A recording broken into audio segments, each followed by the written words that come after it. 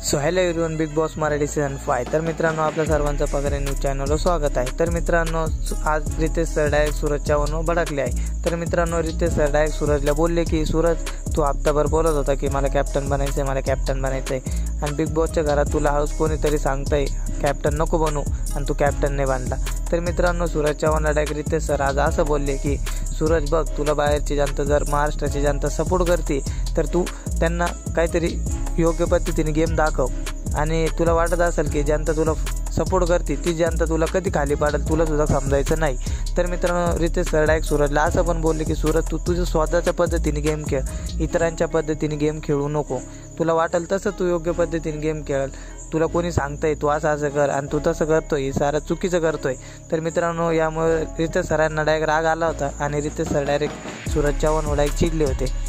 तर मित्रांनो, तुम्हाला काय वाटतंय, सूरजनी खरंच असं करायची बात होती का बिग बॉसमध्ये कोणाचं ऐकून आणि असे डिसिजन घ्यायची बात होती का?